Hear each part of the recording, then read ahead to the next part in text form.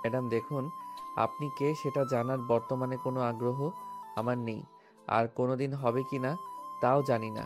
তবে একটা কথা বলে দিচ্ছি, আপনিও এই ভার্সিটির স্টুডেন্ট আর আমিও। সো আমার সঙ্গে লাগতে আসবেন না, তাহলে শুধু আমার নয়, আপনারও সমস্যা হতে পারে। হো, তাই নাকি? তাহলে তুই আমাকে থ্রেট দিচ্ছিস? আচ্ছা ঠিক আছে, বল শুনি, তুই কি করতে পারবি? এই কথাটা শুনেই নীল ঠাস করে নেহার ঠোঁটের ঠোঁট ডুবিয়ে দিল।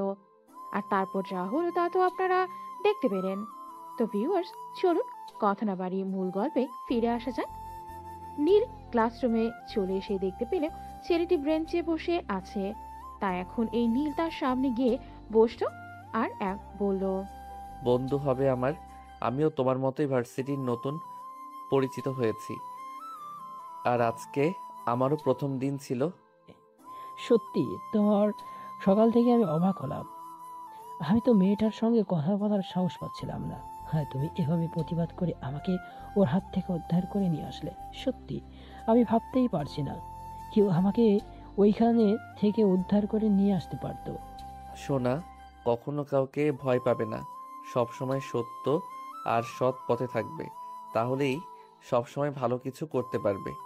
যাই হোক, বাদ দাও ওসব কথা। ওসব মেয়েদের আমার খুব ভালো করেই চেনা আছে। ওরা বড়লোক বাবার বখাটে মেয়ে, নিজের বাবার পয়সার ফুটানি ভার্সিটিতে এসে দেখায়। ওদের আমি ধার ধারি না। হ্যাঁ ভাই, তা তো বললাম, আপনি একদম অসাধারণ। আমি ক্লাসে এসে সবার কাছে জানতে পারলাম এই মেয়েটার ভয়ে ভার্সিটির সমস্ত স্টুডেন্ট এক পাশ হয়ে থাকে।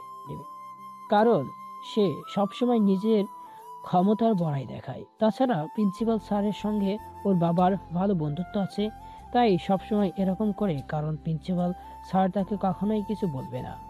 কিন্তু বছরের পর বছর এরকমটা চলতেই থাকবে, এটা তো হতে পারে না। কারণ এটা ভার্সিটি একটা শিক্ষা প্রতিষ্ঠান। এখানে মানুষ শিক্ষা গ্রহণ করতে আসে, এসব আকাম কুকাম করতে নয়। যাই হোক, তোমাকে বলেছিলাম তুমি আমার বন্ধু হবে কিনা। অবশ্যই, আপনার মতো একজন মানুষের বন্ধু হতে পারা তো ভাগ্যর ব্যাপার।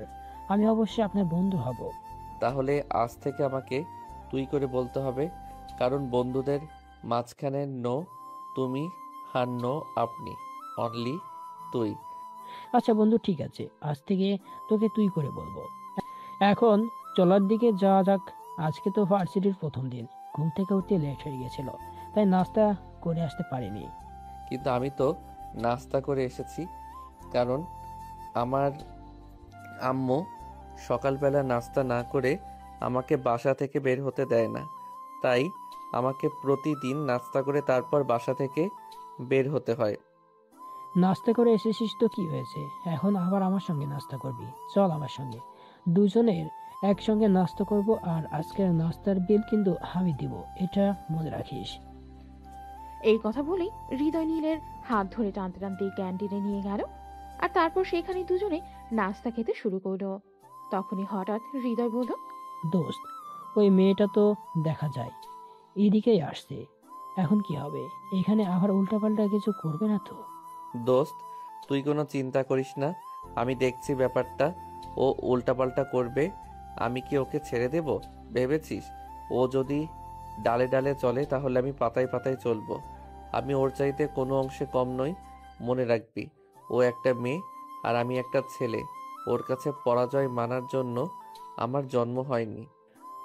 দোস্ত, সমস্যাটা তো সেইখানেই। আসলে এই যুগের মেয়েদের বিশ্বাস করা যায় না। ওরা কখন কি করবে আর কখন কি করবে না সেটা কিন্তু মাত্র গ্যারান্টি নেই।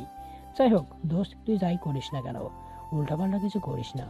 তুই কোনো চিন্তা করিস না, তুই চুপচাপ বসে থাক আর দেখতে থাক ঠিক এখানে কি হয়। এই বলে নীল আর হৃদয় তাদের মতো করেই নাস্তা খেতে থাকলো। আর তখনই নেহা এসে সেখানে উপস্থিত হলো। নেহা সেখানে এসে একটা চেয়ার টেনে বসে পড়লো আর নীলকে উদ্দেশ্য করে বলল, এই খোকা, এবার বলো তাহলে, কে তুমি আর কি তোমার পরিচয়? আমি নীল, বাবা সামান্য একজন ব্যবসায়ী। আর কিছু জানতে চাই? একজন ব্যবসায়ীর ছেলে হয়ে এত ফুটানি তোমার? তুমি জানো আমি কে, আমার বাবাকে? তুমি আমার পরিচয় না জানিয়ে আমার সঙ্গে এরকম আচরণ করার সাহস পেলে কোথা থেকে? ম্যাডাম, আমি তো আপনাকে বলে দিয়েছি, আপনি যেই হন না কেন সে ব্যাপারে আমার বিন্দুমাত্র ইন্টারেস্ট নেই। আমি আপনার ব্যাপারে কিছুই জানতে চাই না। এখানে যেহেতু পড়াশোনা করতে এসেছি, ব্যাস এইটুকুই জানি। হো, তাই নাকি? আমার সঙ্গে পাঙ্গা নেওয়ার ফল কি হতে পারে সেটা তুই জানিস? আমি ভার্সিটির সিনিয়র। আমাকে সব সময় রেসপেক্ট করে কথা বলবি। আসতে যেতে সালাম দিবি। যেখানেই পাবি সেখানেই আমাকে সম্মান জানাবি। পারবো না আমি, কারণ আপনি এমন কেউ নন যাকে আমার সামনে পেলেই সম্মান করতে হবে। আপনি আমার চাইতে সিনিয়র, আপনি সেটুকু সম্মান পেতে পারেন, কিন্তু এর চাইতে বেশি সম্মান আপনি কখনোই পাবেন না। যাই হোক, সবাই নষ্ট করবেন না। ক্লাসের টাইম হয়ে গেছে, নাস্তা শেষ করে ক্লাসে যেতে হবে। ভাববে ওই হালা, আমি ভার্সিটির সিনিয়র, তুই আমাকে ক্লাসের অজুহাত দেখাচ্ছিস? দেখুন ম্যাডাম, ক্লাসের টাইম হয়ে গেছে, সো উল্টাপাল্টা কিছু করবেন না, আমার মেজাজ খারাপ করবেন না। তাহলে আপনি কি দেখাতে পারেন? আমি তার চাইতে 3 গুণ দেখিয়ে দিব, তখন কিন্তু আমাকে কোনো দোষ দিতে পারবেন না। ও তাই নাকি? কি করবি তুই? কি করার মরদ আছে তোর? তাহলে দেখিয়ে দে তো, আমিও দেখে নিই। ম্যাডাম, আমি আপনাকে রিকোয়েস্ট করে বলছি, প্লিজ আপনি আমার মেজাজটা খারাপ করাবেন না, তাহলে কিন্তু আপনাকে নিজেকেই পস্তাতে হবে। এই কেন পস্তাতে হবে বল শুনি? আমার মতো সুন্দরী মেয়ে ভার্সিটিতে কি আর দ্বিতীয়টা আছে? ভার্সিটির সমস্ত ছেলেরা আমার পেছনে লাইন মারে, আমার সঙ্গে 2-3 মিনিট কথা বলার জন্য চান্স খোঁজে, আর সেখানে তুই কিনা আমার সঙ্গে এইভাবে কথা বলছিস? ম্যাডাম, যারা আপনার পেছনে লাইন মারে ওদের খেয়ে দেয়ে কোনো কাজ নেই। তাছাড়া আমার মনে হয় না তারা ছেলে, আমার মনে হয় ওইগুলো সবকটাই হিজড়া। কারণ মেয়েদের পেছনে লাইন মারা কোনো ছেলের কাজ নাই। আপনার মতো মেয়ে, আপনাকে তো আমার মেয়ে বলেই মনে হয় না। আচ্ছা বলতো শুনি, কোন দিক থেকে আমাকে মেয়ে মনে হয় না? এই যে আপনাকে বললাম, আপনার ড্রেস, আপনি যে ড্রেসগুলো পরেছেন এগুলো ছেলেরা পরে, মেয়েরা কখনো এগুলো পরে না। জিন্স শার্ট আর আপনার ছোট ছোট চুল, এগুলো দেখে কেউ এগুলো দেখে কি কেউ বলবে আপনি মেয়ে? এই, স্টপ দিস ননসেন্স। আমার ড্রেস তুই কখনো কথা বলবি না। আমি ছোটবেলা থেকেই এগুলো পরে অভ্যস্ত। আমি এগুলো ছাড়া অন্য কিছু পরতে পারি না, তাই আমি সবসময় এগুলোই পরি। আর আমার চুল নিয়ে কথা বলছিস? আমি অসুস্থ ছিলাম তাই চুলগুলো কেটে ফেলতে হয়েছে। আচ্ছা ঠিক আছে, আমরা এখন আসছি, সময় নেই, ক্লাসের টাইম হয়ে গেছে। আরে খোকা, এত তাড়া কিসের? আমি কি তোকে এত তাড়াতাড়ি যেতে দেবো নাকি? তুই যতক্ষণ একটু আগের ওই ব্যবহারটার জন্য ক্ষমা চাইবি, ততক্ষণ আমি তোকে এখান থেকে যেতে দেব না। ক্ষমা চাইবো, তাও আবার আমি আপনার কাছে? কখনোই না ম্যাডাম, আমি এমন কোনো কাজ করিনি যার জন্য আপনার কাছে ক্ষমা চাইতে হবে। তাছাড়া আমার ডায়েরিতে ক্ষমা চাওয়া বলে কোনো শব্দ নেই। এই বলে নীল সেখান থেকে চলে যেতে চাইলে তখনই পেছন থেকে নেহা বলল, আজকে তুই ভার্সিটিতে প্রথম এসেছিস তাই তোকে কিচ্ছু বললাম না, তবে ভাবিস না আমি তোকে ছেড়ে দেব। আমি নেহা, আমার সঙ্গে পাঙ্গা নেওয়ার মজা তুই হাড়ে হাড়ে টের পাবি। আমি তোকে দেখিয়ে দেব আমি কি জিনিস, আর তোর কত বড় বুকের পাটা আমি সেটাও দেখে নেব। কথাটা শুনে নীল তখনই সেখান থেকে পিছু হটে এসে নেহার হাত থেকে তার মোবাইলটা নিয়ে সঙ্গে সঙ্গে তার শার্টের বোতামগুলো খুলে বুকটা উধাম করে বেশ কয়েকটা ছবি তুলে দিল। আর সঙ্গে সঙ্গে নেহার মোবাইলে নীলের নাম্বারটা তুলে দিয়ে নীল সেটা নেহার হাতে তুলে দিয়ে বলল, আমি আমার বুকের বেশ কয়েকটা ছবি তুলে দিয়েছি। আপনার যখন আমার বুকের পাটা দেখতে মন চাইবে তখন এটা দেখে নেবেন।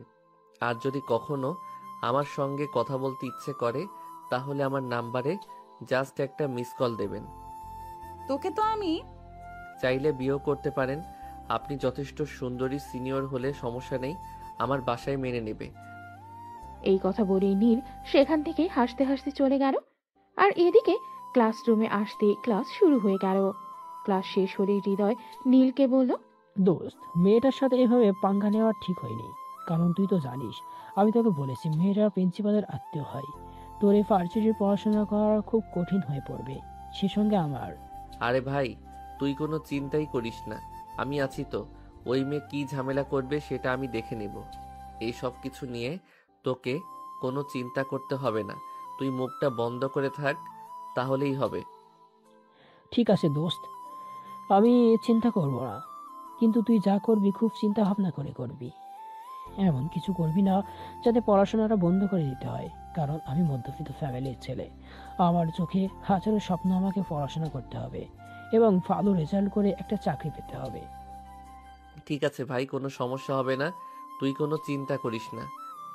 এই বলে হৃদয় আর নীল ভার্সিটি শেষ হলে বাসায় চলে আসতো। এভাবেই চলতে থাকলো দিনকাল। হঠাৎ একদিন হৃদয় নীলকে বলে, দোস্ত, তোকে এই কথাটা বলার ছিল, কিভাবে বলবো সেটাই ভেবে পাচ্ছি না। আসলে ভার্সিটির আসার পরেই আমার একটা মেয়েকে ভালো লেগে আছে, কিন্তু মেয়েটাকে কিভাবে প্রপোজ করব সেটাই ভেবে পাচ্ছি না। তুই যদি একটু উপায় বলে দিতি। আব্বে ওই সালা হন, আমি কোনোদিন প্রেম টেম করি নাই, ওইসব আমাকে দিয়ে হবে না। তুই অন্য একজনের কাছ থেকে পরামর্শ নে। আর একটা কথা, সামনের সপ্তাহে কিন্তু ভার্সিটিতে পার্টি আছে, মনে রাখিস কিন্তু। হ্যাঁ, সেটা তো আমি জানি। আর ওই দিন খুব মজা হবে। আমি শুনেছিলাম আগে এই ভার্সিটির জানুয়ারি মাসে খুব ভালো একটা পার্টি হয়, সেখানে সবাই অনেক আনন্দ করে। এই বছরে আমরাও সেটা করতে পারবো। এটা শুনে খুব ভালো লাগছে।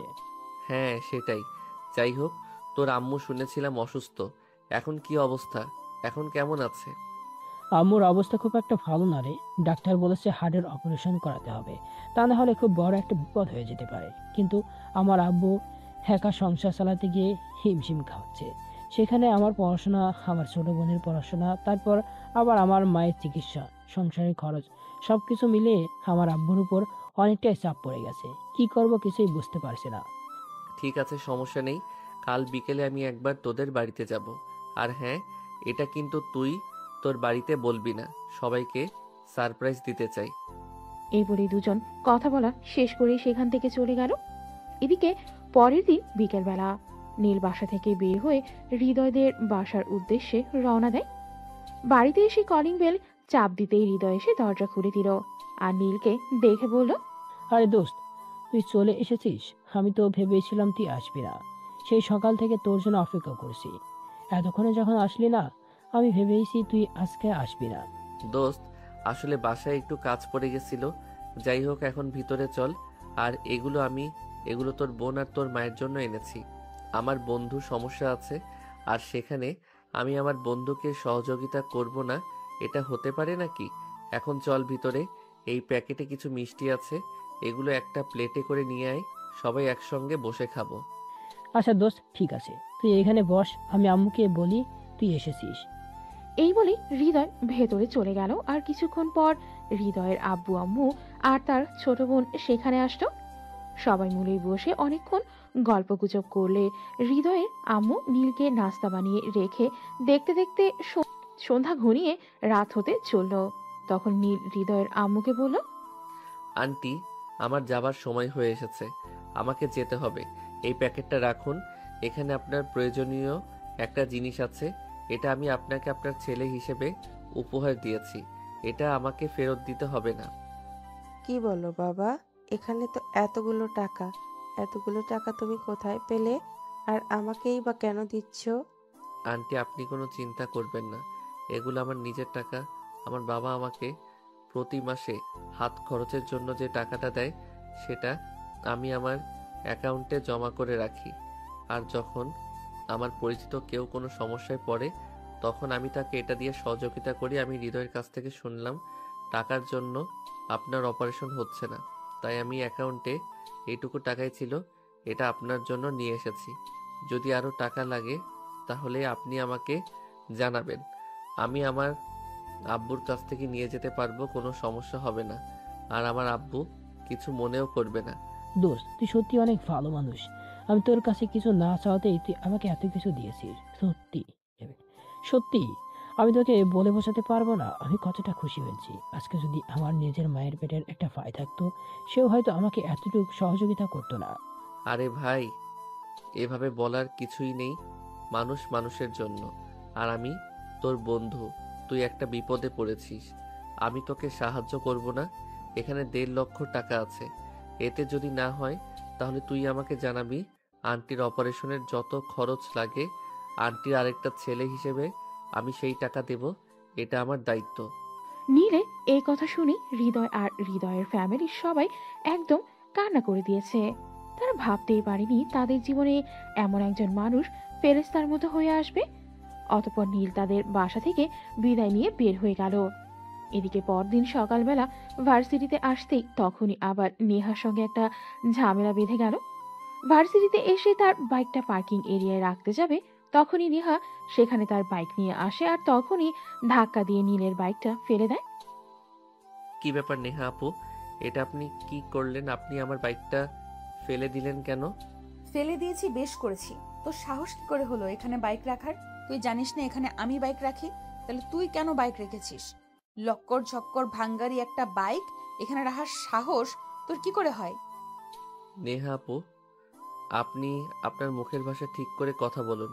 এই বাইকটা আমি 5 বছর ধরে চালাচ্ছি। এটা আমার বন্ধুর মতো বলতে পারেন। আমি একে ছাড়া কোথাও যেতে পারি না। আর আপনি এখন আমার বাইকটাতে ধাক্কা মেরে ফেলে দিলেন। ফেলে দিয়েছি, বেশ করেছি। তুই যাতে আজকের পর আর কখনো এরকম কাজ করার সাহস না দেখাতে পারিস, তাই এটা করেছি। তোর বাইক ভেঙে গেছে, সারাতে টাকা লাগবে। এই নে, এখানে 50 টাকা আছে। এটা দিয়ে কোনো ভাঙ্গারি গ্যারেজ থেকে সারিয়ে নিস।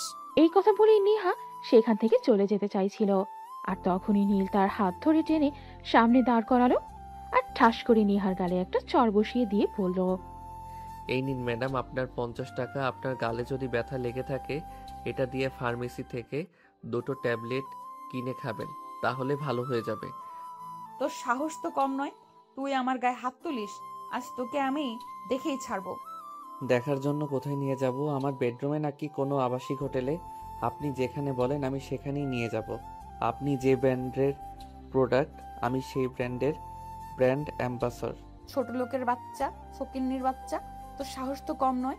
তুই আমার সঙ্গে এইভাবে কথা বলছিস? আজ তোর একদিন কি আমার একদিন।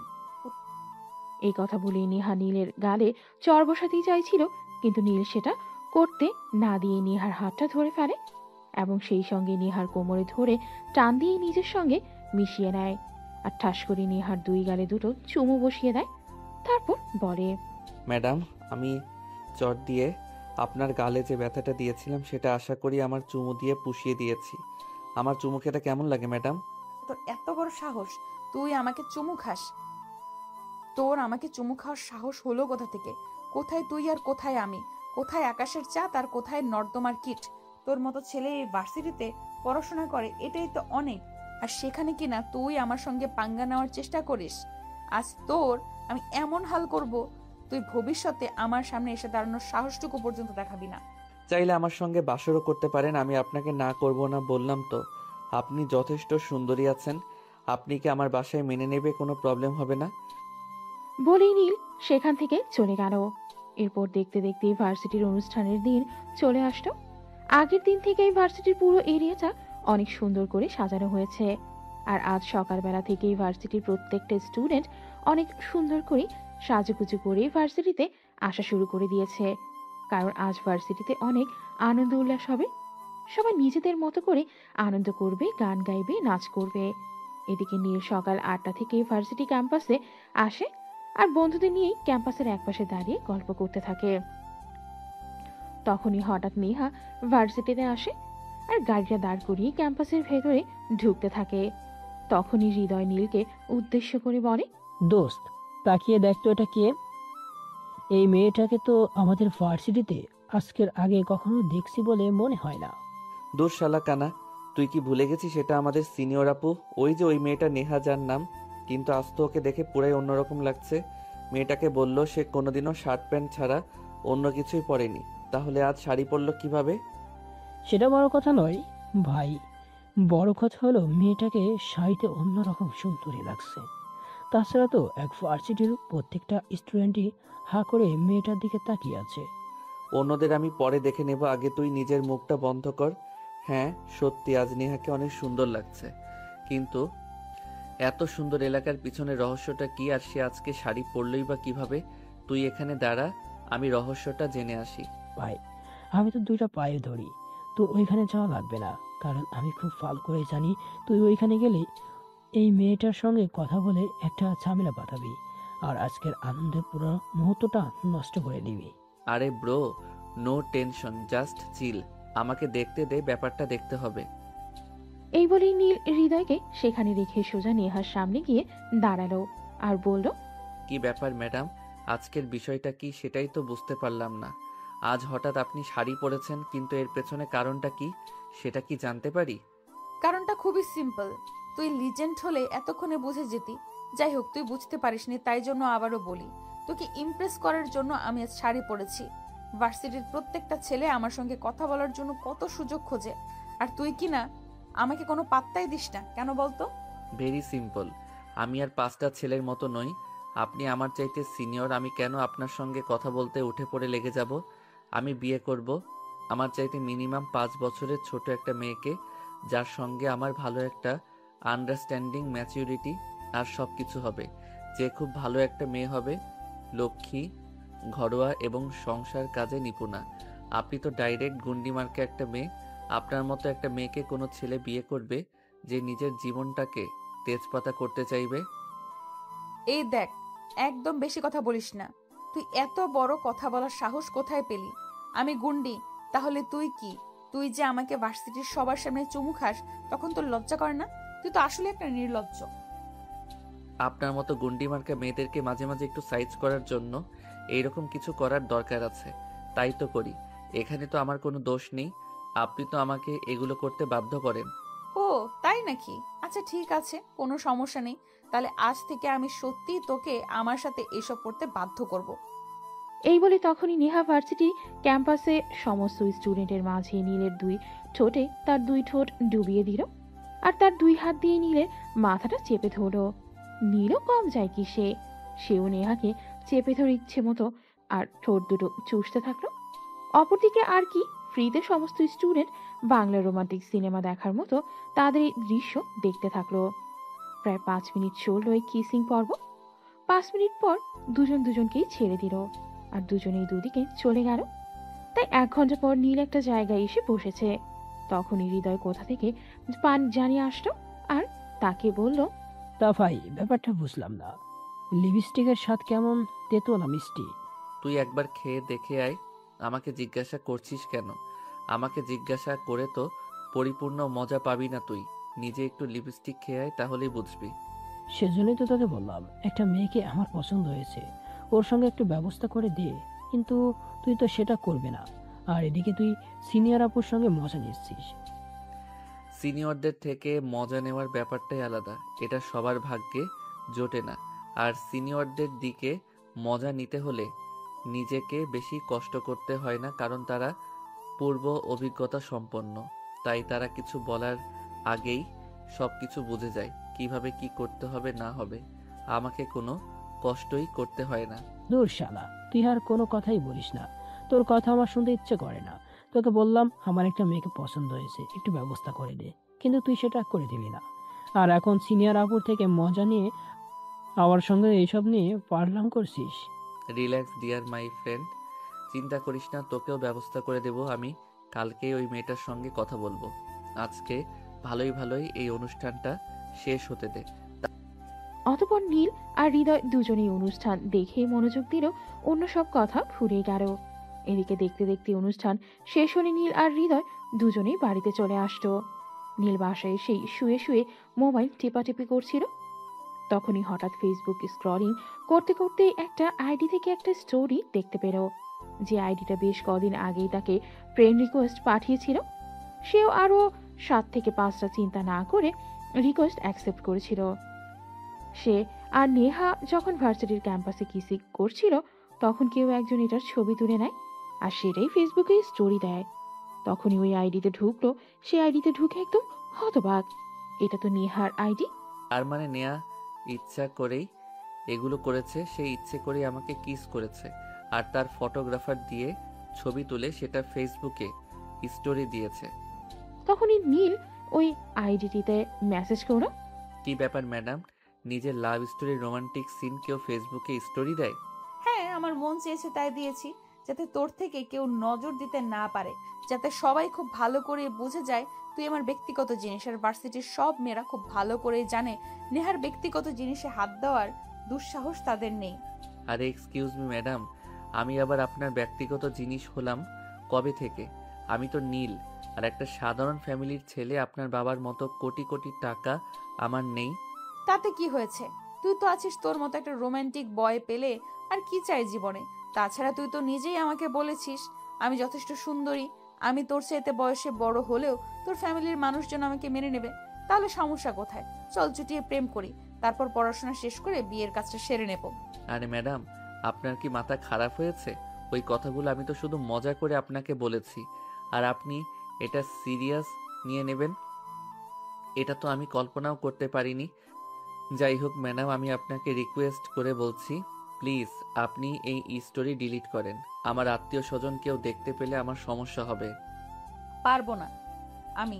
যা চাইছে তাই হোক। আমাকে কিস করার সময় তো সেসব কথা তোর মনে ছিল না, তখন মজা নিতে পারছিস। আর এখন যখন ফ্যামিলির লোকজন দেখে যাবে তখন ভয় করছে, তাই না? আমার জায়গায় যদি অন্য একটা মেয়ে থাকতো তখন কি করতি? আমি জানি না, কিছু জানতেও চাই না। প্লিজ আপনি এই ছবিটা ডিলিট করবেন। করবো না আমি। তোর যা ইচ্ছা তাই কর। আর হ্যাঁ, কালকে ভার্সিটিতে আয়, তোর জন্য আরো একটা স্পেশাল সারপ্রাইজ আছে। এই কথা বলে নেহা আর কোনো উত্তরের অপেক্ষা না করে ফোনটা কেটে দিল। আর এদিকে নীল অবাক হয়ে চিন্তা করছে কি এমন সারপ্রাইজ আছে। এসব চিন্তা করতে করতে সে ঘুমিয়ে পড়ল। পরদিন সকালবেলায় ঘুম থেকে উঠে ফ্রেশ হয়ে সে ভার্সিটির উদ্দেশ্যে রওনা দিল। ভার্সিটিতে এসে সে তো একদম পুরোই অবাক। আজকে ভার্সিটিতে একটা স্টুডেন্টও আসেনি। তবে কি সে একটু আগেই চলে এসেছে, নাকি এই ভাবতে ভাবতে সে মোবাইলটা হাতে নিয়ে দেখলো সকাল 10টা বাজে। টাইম তো ঠিকই আছে, তাহলে কেউ আসলো না কেন? এগুলো ভাবতে ভাবতে সে ক্লাসরুমের দিকে অগ্রসর হতে থাকলো। সে যেই না ক্লাসরুমের ভেতরে প্রবেশ করলো, অমনি হঠাৎ করেই ক্লাসরুমের দরজাটা বন্ধ হয়ে গেল। সে পিছন ফিরে তাকিয়ে দেখলো তার পেছনে নেহা দাঁড়িয়ে আছে। এটা থেকে সে তো একদম ভূত দেখার মতো চমকে গিয়ে বলতে লাগলো, আপনি এখানে? আর দরজা কেন বন্ধ করছেন? ভার্সিটিতে একটাও স্টুডেন্ট নেই, তবে কি আজ আপনি আর আমি ছাড়া কেউ আসেনি এখানে? এসেছে, তবে এখানে কেউ আসবে না। আমি সবাইকে বলে দিয়েছি, সবাই অন্য ক্লাসরুমে গিয়ে বসে আছে। সবাইকে বলে দিয়েছি কেউ যেন ক্লাসরুম থেকে বের না হয় আমি না বলা পর্যন্ত। মানে কি এসবের? আপনি কি করছেন এগুলো? আমি তো কিছুই বুঝতে পারছি না। আপনার মাথায় কি চলছে একটু দয়া করে বলা যাবে? সেটা এক্ষুনি তোমাকে দেখাবো। কাল তোমাকে কিস করে সেটা ফেসবুকে স্টোরিতে দিয়েছি বলে তুমি আমাকে কি বলেছো, এগুলো ডিলিট করে দিতে, না হলে তোমার ফ্যামিলির মানুষ দেখতে পেলে সমস্যা হয়ে যাবে। কিন্তু আজ আমি তোমার সঙ্গে যেটা করব সেটা তোমার ফ্যামিলির মানুষ দেখতে পেলে নিজের থেকেই তোমাকে আমার হাতে তুলে দিবে। মানে আপনি কি বলছেন? আমি তো কিছুই বুঝতে পারছি না। আপনার কি মাথা খারাপ হয়ে গেছে নাকি? আমি সেটাই বুঝতে পারছি না। প্লিজ আপনি দরজাটা খুলুন আর আমাকে বাইরে যেতে দিন। এটা তো হবে না বেবি, এত কষ্ট করে এত কিছু করে আমার এখন আমি আমি যেতে দেব? একদমই না। তুমি যেতে চাইলেও আমি তোমাকে যেতে দেব না। আর যদি জোর করে এখান থেকে চলে যেতে চাও তাহলে তোমার নামে এমন বদনাম রটাবো যেটা তুমি কল্পনাও করতে পারবে না। প্লিজ আমাকে এখান থেকে যেতে দিন। আপনি আমার সঙ্গে উল্টাপাল্টা কিছু করবেন না। আপনি বড়লোক বাবার একমাত্র মেয়ে। আপনার মান সম্মানের ভয় না থাকতে পারে? আমার মতো দাবিতে ফ্যামিলির মানুষ, আমাদের মান সম্মানের ভয় আছে। আমাদের কাছে মান সম্মানটাই সবচাইতে আগে, তারপর অন্য সব। এই কথা বলেই নীল দরজা খুলে রুম থেকে বের হয়ে যেতে চাইছিল, কিন্তু নেহা তাকে সেটা করতে না দিয়ে ধাক্কা দিয়ে একটা বেঞ্চের ওপর ফেলে দিল। আর তারপর সোজা তার ঠোঁটের ওপর অত্যাচার করতে শুরু করলো। নেহা ইচ্ছা মতো নীলের ঠোঁট দুটো চুষতে থাকলো। তখনই নীল তার সঙ্গে রেসপন্স করতে থাকলো, আর সেই সঙ্গে তার হাত দিয়ে নেহাকে আরো জোরে নিজের সঙ্গে চেপে ধরো। বাহ, বেশ তো খেলতে পারো, চলো না ওইটা করি। ম্যাডাম, ওইটা করলে আপনার প্রবলেম হবে, আমার নয়। আপনি কিন্তু ভুলে যাচ্ছেন আমি একটা প্রাপ্তবয়স্ক ছেলে। তাতে কি আমার কোনো প্রবলেম নেই। সবাই না হয় বিয়ের পর বাচ্চা নেয়, আমি না হয় বিয়ের আগেই বাচ্চা নিয়ে নেব। কিন্তু ম্যাডাম, এটা আমি পারবো না। আপনি আমার চাইতে সিনিয়র। আপনার সঙ্গে এতক্ষণ যা কিছু হয়েছে সব কিছুর জন্য সরি। আমাকে ক্ষমা করে দেবেন। আপনি আমাকে এমনভাবে চেপে ধরেছিলেন, আমি আর নিজেকে কন্ট্রোল করতে পারিনি। আমিও তো চাই তুমি কন্ট্রোল হারিয়ে আমার উপর আসক্ত হয়ে পড়ো, কারণ আমি তোমায় ভালোবেসে ফেলেছি। আরে আপনাকে মাথা সত্যি খারাপ হয়ে গেছে নাকি? কোথায় আপনি আর কোথায় আমি? কোথায় আকাশের চাঁদ আর কোথায় মাটির পৃথিবী? যাই হোক ম্যাডাম, এবার আপনি ছাড়ুন, আমাকে যেতে হবে। আরে কি ব্যাপার, ভয় পাচ্ছ কেন? ভয় পাওয়ার কিছুই নেই। তুমি জানো না ভার্সিটির প্রিন্সিপাল আমার বাবার বন্ধু হয়। আমি এই ভার্সিটিতে যাই কিছু করি না কেন, প্রিন্সিপালের উপরে তো কেউ যেতে পারবে না, তাই এখানে কোনো সমস্যা হবে না। আমি জানি না, অত কিছু আমি জানি না বাইরে কে দাঁড়িয়ে দরজায় নক করেছে। এখন যদি আপনাকে আর আমাকে একটা বন্ধ রুম থেকে বের হতে দেখি, তারপর কি হবে সেটা আপনি ভাবতে পেরেছেন? ধুর, তুমি এত ভয় পাও কেন বলো তো? আমি সেটাই বুঝতে পারি না। ঠিক আছে, কোনো সমস্যা নেই, তোমাকে দরজা খুলতে হবে না, আমি নিজেই গিয়ে দরজা খুলে দিচ্ছি। তারপর বাঘ ভাল্লুক যা আসে তাই আসুক। এই বলে নেহা নীলকে ছেড়ে দিয়ে দরজাটা খুলে দিল। আর তখনই দরজা খুলে দেখতে পেল প্রিন্সিপাল স্যার দরজার বাইরে দাঁড়িয়ে আছে। এটা দেখে নীল কাঁচুমাচু হয়ে বলতে লাগলো, স্যার প্লিজ বিশ্বাস করুন, আমি কিছু করিনি। আমি তো ক্লাসরুমে এসেছিলাম আর তখনই নেহা আপু এগুলো করেছে। প্লিজ আপনি আমার বাবাকে কিছু বলবেন না। আরে কোনো ব্যাপার না, এসব নেহা খুব ভালো মেয়ে, তোমার ভালোবাসে, ওর ভালোবাসাকে তুমি মেনে নাও। স্যার আপনি এসব কি বলছেন? নেহা আপু আমার চাইতে সিনিয়র, ওনাকে ভালোবাসা বা ওনার সঙ্গে সম্পর্কে যাওয়া কোনোটাই আমার পক্ষে সম্ভব নয়। আপনাকে আমি রিকোয়েস্ট করে বলছি, প্লিজ আমার বাবাকে এসব কিছু বলতে যাবেন না। আরে বাবা, বললাম তো চিন্তার কোনো কারণ নেই, আমি কাউকে কিছু বলবো না। নেহা আমার বন্ধুর মেয়ে, ও আমাকে সবকিছু বলেছে। ও আমাকে সবসময় নিজের বন্ধুর মতো মনে করে, তাই সবকিছু শেয়ার করে। নেহাকে বাইরে থেকে দেখতে একটু রাগী মনে হলে ভেতরে থেকে কিন্তু সে অনেক ভালো একটা মেয়ে। নীল তখন প্রিন্সিপাল স্যারের কোনো উত্তর না দিয়ে কোনো রকমে সেখান থেকে কেটে পড়ল। এদিকে সেদিন রাতের বেলা নীল নিজের রুমে বসে পড়াশোনা করছিল। তখনই হঠাৎ মোবাইলের রিংটোনের আওয়াজ শুনতে পেল। সে মোবাইলটা হাতে নিয়ে দেখলো একটা অচেনা নাম্বার থেকে ফোন এসেছে। সে প্রথমে ফোনটা রিসিভ করতে চাইল না, কারণ তার নাম্বারে কখনোই খুব একটা অচেনা নাম্বার থেকে ফোন আসে না তাই। কিন্তু পরপর ফোনটা বেজেই চলেছিল, তাই নীল বাধ্য হয়ে ফোনটা রিসিভ করলো। আর ফোনটা রিসিভ করতেই অপর পাশ থেকে শুনতে পেল, কি ব্যাপার, কতক্ষণ লাগে তোমার ফোন রিসিভ করতে? আমি সেই কখন থেকে ফোন দিয়ে যাচ্ছি কিন্তু তুমি ফোনটা তুলছো না কেন? কি সমস্যা কি তোমার? না মানে আসলে আমি বই পড়তে বসেছিলাম, তাই আর ফোনটা রিসিভ করতে পারিনি। তাছাড়া অচেনা নাম্বার ফোন রিসিভ করতেও ভরসা পাচ্ছিলাম না। ও আচ্ছা, এই ব্যাপার। ঠিক আছে, তাহলে আমার নাম্বারটা সেভ করে রাখো। এটা আমার পার্সোনাল নাম্বার, যে কোনো সময় ফোন দিলে আমাকে পাবে। এখন তাহলে রাখি, তোমায় বিরক্ত করলাম না, ফ্রি হয়ে ফোন দিও। এই বলে নীলকে আর কোনো কথা বলার সুযোগ না দিয়ে নেহা ফোনটা কেটে দিল। আর এদিকে নীল মোবাইলটা রেখে পড়াশোনায় মনোযোগী হওয়ার চেষ্টা করলো, কিন্তু সে কোনোভাবেই পড়াশোনায় মনোযোগী হতে পারছে না। কারণ যখন সে পড়াশোনায় মনোযোগী হওয়ার চেষ্টা করছে, তখনই সকালবেলা ভার্সিটিতে ঘটে যাওয়া ঘটনার কথা মনে পড়ছে। তাই সে আর পড়া টেবিলে বসে না থেকে বিছানায় গিয়ে শুয়ে পড়ল। রাত আনুমানিক 2টা বাজে। সে মোবাইলে মুভি দেখছিল, তখনই আবার নেহার নাম্বার থেকে ফোন আসে। সে তখন ফোনটা রিসিভ করলো। কি ব্যাপার, তুমি এখনো ঘুমাওনি? আমি ফোন দেওয়ার সঙ্গে সঙ্গে ফোনটা রিসিভ করলে যে? আসলে শীতের রাত, ঘুম আসছে না তো তাই। ঠিক আছে, কোনো সমস্যা নেই। তাহলে এক কাজ করো, তোমার বাইক নিয়ে আমার বাড়ির সামনে চলে আসো। অনেকক্ষণ তোমার জন্য অপেক্ষা করছি। মানে এখন রাত 2টা বাজে, কোথায় যাব? কোথায় যাব সেটা পরে বলবো, তুমি এক্ষুনি আমার বাসার সামনে চলে আসো। আর যদি তুমি না আসো, তাহলে কিন্তু আমি যেইভাবেই পারি তোমার বাসার ঠিকানা জোগাড় করে তোমার বাসায় চলে আসব। কথাটা মনে রেখো। নীল তখন আর কোনো উপায়ন্তর না পেয়ে গায়ে বেশ কয়েকটা শীতের কাপড় জড়িয়ে নিল। আর তারপর বাইক নিয়ে বাসা থেকে বের হলো। নেহার বাসার সামনে এসে দাঁড়াতেই দেখতে পেল নেহা গেটের বাইরে দাঁড়িয়ে আছে। তাকে দেখে নীল বলল, কি ব্যাপার, আপনি আমাকে এত রাতে আসতে বলেন কেন? তাছাড়া এখন রাত প্রায় 2:30টার মতো বাজে, আপনি বাড়ির গেটের বাইরে দাঁড়িয়ে আছেন। আপনার একটু ভয় করছে না? ভয় আর আমি আমি কখনোই ভয় পাই না, কোনো কিছু কি ভয় পাই না। যাই হোক, এখন চলো। এই বলে নেহা নীলের পেছনে উঠে বসলো। আর নীলকে শক্ত করে জড়িয়ে তোলা তখন নীল নেহাকে প্রশ্ন করলো, আমরা কোথায় যাব সেটা তো বলবেন। মানে এত রাতে আমরা কোথায় যাচ্ছি? আমার কিন্তু খুব ভয় করছে। আমি কিন্তু শুধু আপনার জন্য এখানে আসলাম। আরে বাবা, ভয় পাবার কিছুই নেই। আমি তোমাকে ছেড়ে বলছি, সেটাই করো। এই রাস্তা দিয়ে সামনে 10 কিলো চলো, তারপর তোমাকে বলবো। কিন্তু এত রাতে আমরা কোথায় যাচ্ছি আর কেন যাচ্ছি? আরে বাবা চলো তো, তারপর বলবো। এত কথা বলো কেন? সবসময় আমি তোমাকে যেটা বলেছি সেটাই করো। তা না হলে কিন্তু চিন্তাও করতে পারবে না আমি কি করব। নীল তখন আর কোনো কথা না বলে গাড়ি চালাতে থাকলো একটা নির্জন জায়গায় এসে গাড়ি দাঁড় করালো। তখন নেহাকে আবারও নীল প্রশ্ন করলো, আচ্ছা ম্যাডাম, এবার তো আপনি আমাকে বলুন যেখানে আমরা কেন এসেছি আর কি করতে এসেছি। এখানে তো আমি কাউকেই দেখতে পাচ্ছি না, তাছাড়া এটা একটা নির্জন জায়গা, গ্রাম এলাকায় বলা চলে। উপর দিকে তাকিয়ে দেখো, ওই যে খেজুর গাছের হাড়িগুলো বাঁধা আছে, ওখান থেকে একটা হাড়ি আমার জন্য নামিয়ে নিয়ে আসো। আমার টাটকা খেজুরের রস খেতে খুব ইচ্ছে করছে।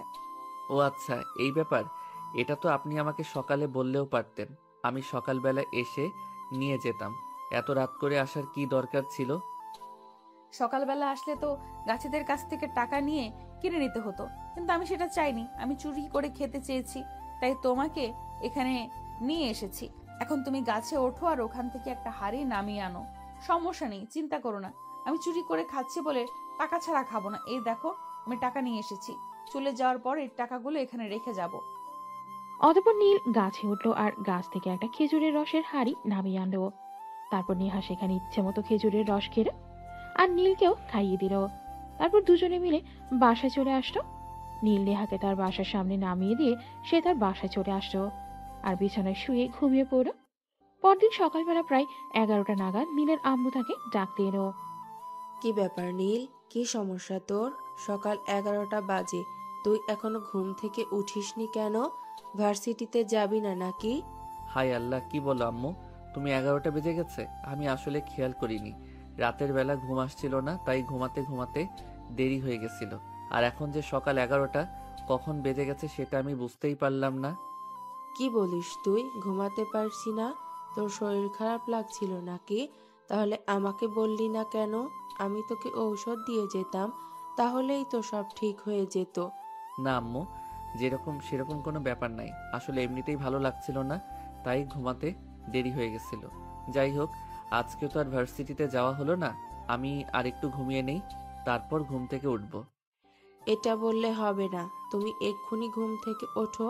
তুমি ইদানিং খাওয়া দাওয়া অনেক অনিয়ম করছো, আমি এগুলো আর সহ্য করব না। আমি সকালবেলা এত কষ্ট করে নাস্তা বানাই, আর তোমরা বাবা ছেলে সেই না খেয়েই বাসা থেকে বের হয়ে যাও। আমার পরিশ্রমের কি কোনো মূল্য নেই নাকি? এক্ষুনি ঘুম থেকে উঠে নাস্তা করবে। আমি আর কোনো কথা শুনতে চাই না।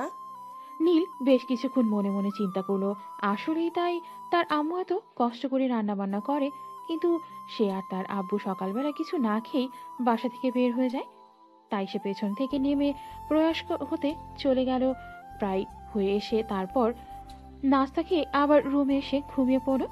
বিকেল 3টে নাগাদ নেহার নাম্বার থেকে ফোন আসলো। কি ব্যাপার বেবি, কি করছিলে তুমি? এত বেলা হয়ে গেল, তুমি আমাকে একবারও ফোন করলে না।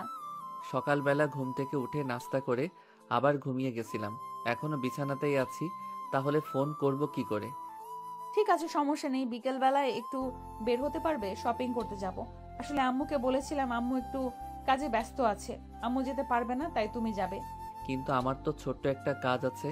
আমার বন্ধু হৃদয় আছে না, ওর আম্মুর আজ অপারেশন, আমাকে একটু হাসপাতালে যেতে হবে। ঠিক আছে, সমস্যা নেই, ওখানেও যাবে, কিন্তু তার আগে আমার সঙ্গে শপিং এ যাবে। শপিং শেষ করে আমি নিজেও তোমার সঙ্গে হসপিটালে যাব। এই বলে ফোনটা কেটে দিল। অতঃপর নীল বিছানা থেকে নেমে ফ্রেশ হয়ে নেহার বাসার সামনে বাইক নিয়ে চলে আসলো। তারপর দুজনে একসঙ্গে শপিং মলে চলে গেল।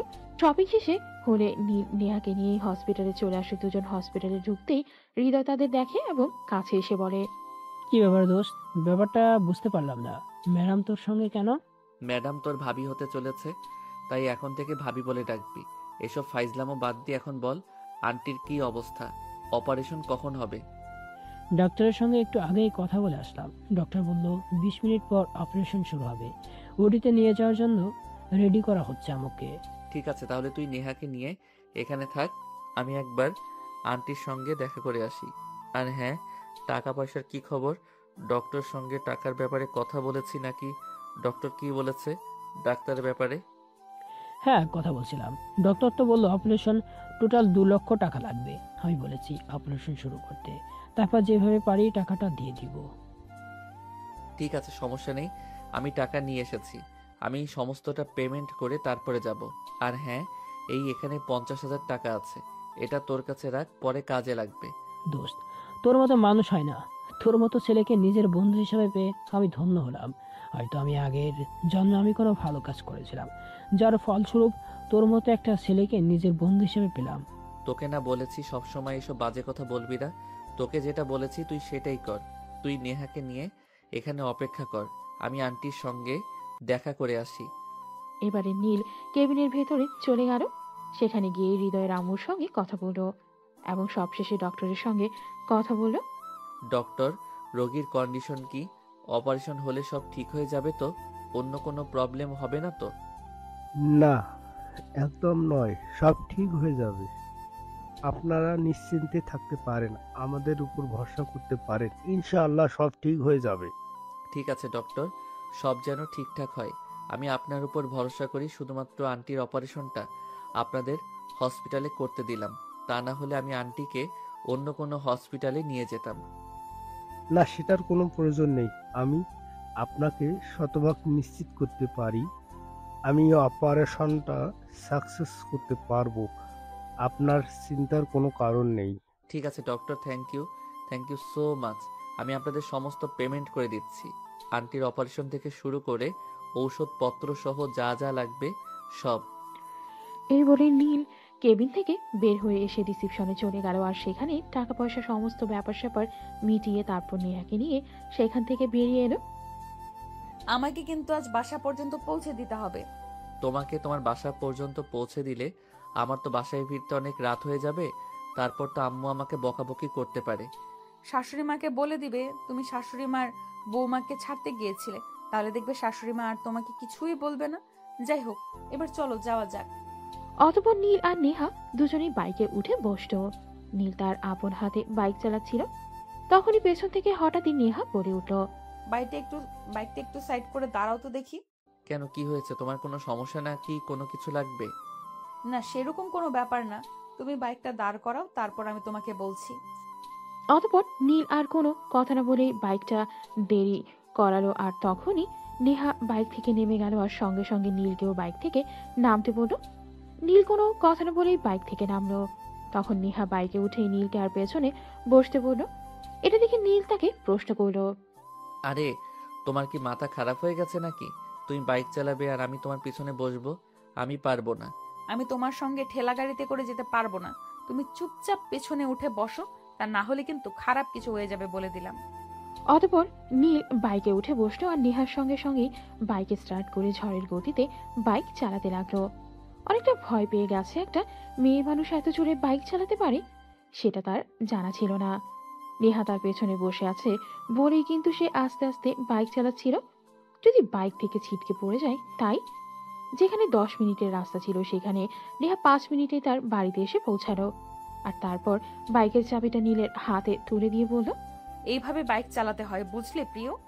নেক্সট টাইম থেকে যেন যখন বাইক নিয়ে বের হবে তখন ভালোভাবে বাইক চালানো শিখে তারপর বের হবে। এখন তাড়াতাড়ি বাসায় যাও, বাসায় পৌঁছে আমাকে ফোন করে জানাবে।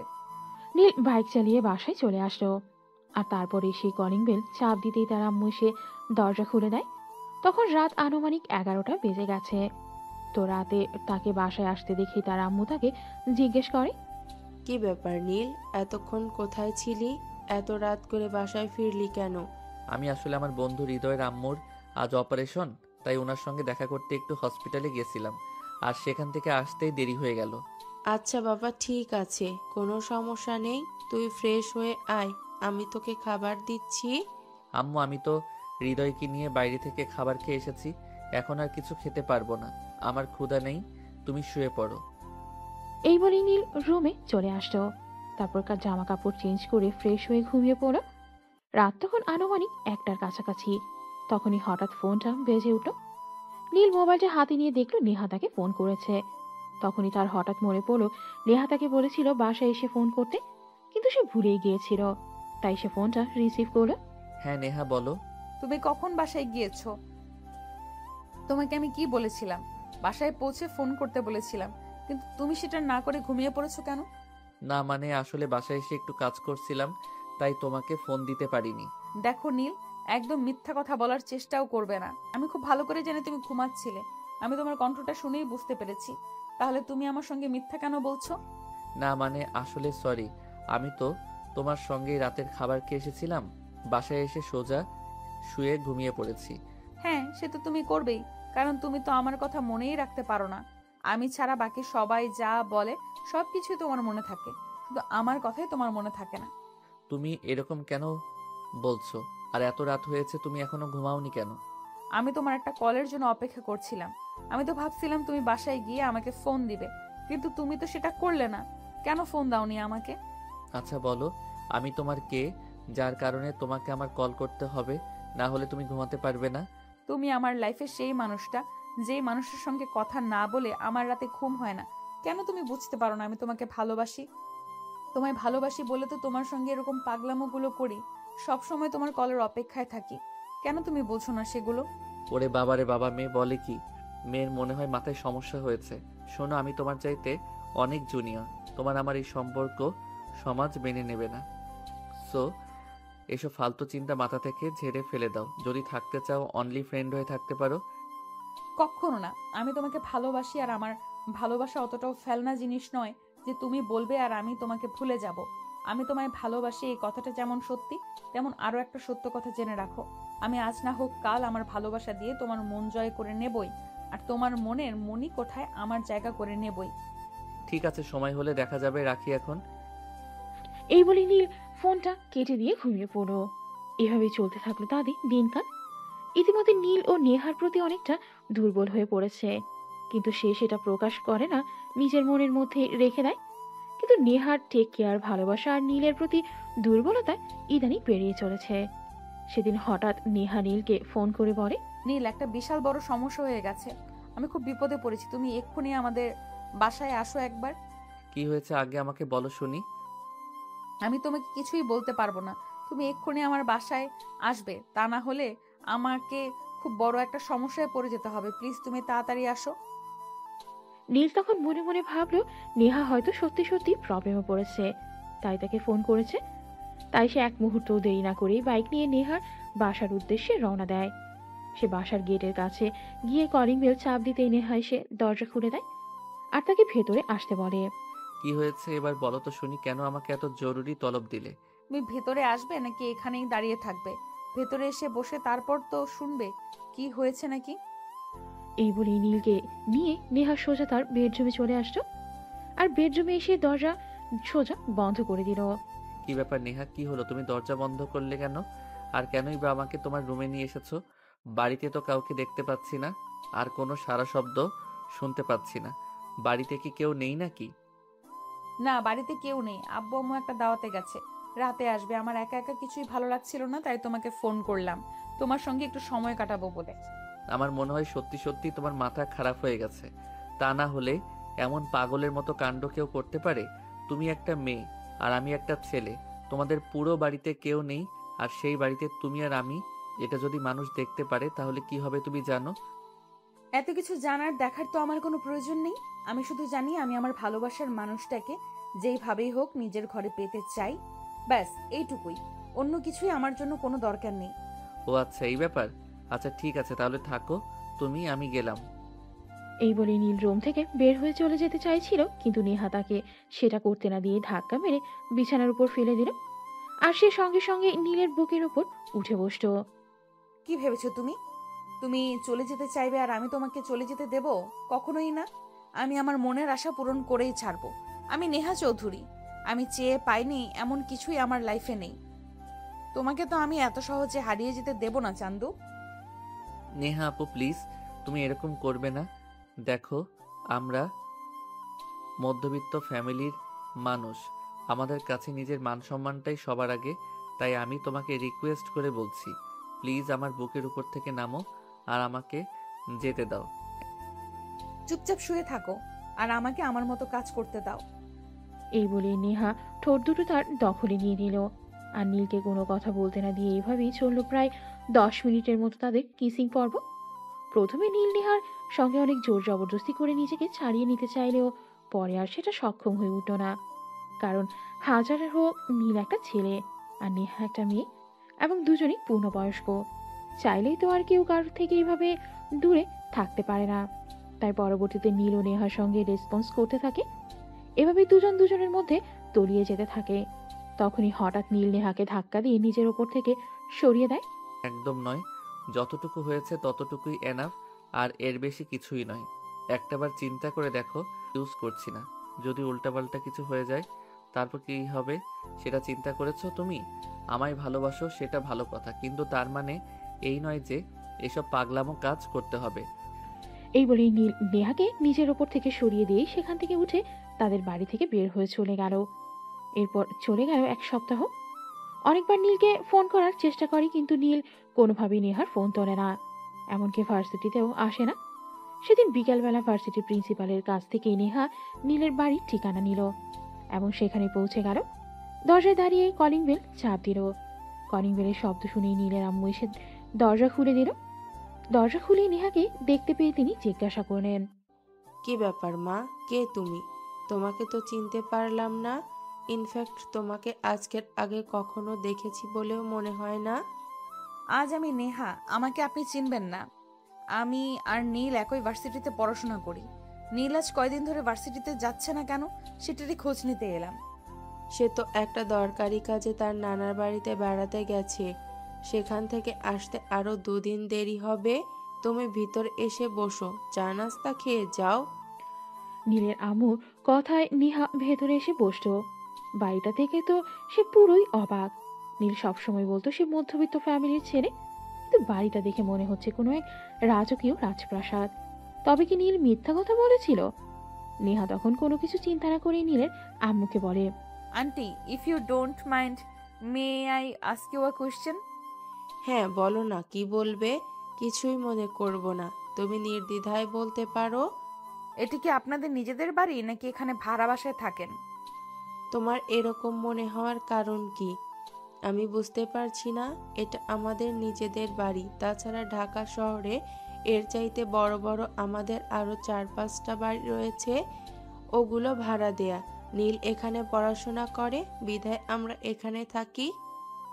আন্টি, আজ তাহলে আমি আসি, অন্য কোনো একদিন আসবো নীলের সঙ্গে, আর সেদিন আপনার সঙ্গে অনেক গল্প করব। এই বলে নেহা সেখান থেকে চলে গেল। আর তার মনে শুধু একটা কথাই ঘুরপাক খেতে লাগলো, নীল তাহলে কি নেহাকে মিথ্যে কথা বলেছে? নিশ্চয়ই কোটিপতি বাবার আদরের ছেলে, কিন্তু কেন সে মিথ্যে কথা বলেছে? কেন সে বারবার বলেছে সে মধ্যবিত্ত ফ্যামিলির ছেলে? যাই হোক, এই কথাটার উত্তর তো আর এখন পাওয়া যাবে না, যতক্ষণ না পর্যন্ত নিজের সঙ্গে সরাসরি কথা বলা হচ্ছে, যতক্ষণ পর্যন্ত নীল ঢাকায় ফিরে না আসছে। অপরদিকে 2 দিন পর নীল বাসায় ফিরে আসলো। সে এসে রেস্ট নিয়ে রাতের বেলায় যখন ডাইনিং টেবিলে রাতের খাবার খেতে গেল, তখনই তার আম্মু তাকে প্রশ্ন করলো, তোর কি কোনো মেয়ে বন্ধু আছে? হঠাৎ এরকম প্রশ্ন করার কারণটা কি? আমি তো কিছুই বুঝতে পারছি না। কি হয়েছে বলো তো শুনি। সেদিন একটা মেয়ে এসেছিল তোর সঙ্গে দেখা করতে, বলল তোর বন্ধু, তাই জিজ্ঞাসা করলাম। বল তোর কোনো মেয়ে বন্ধু আছে কি না?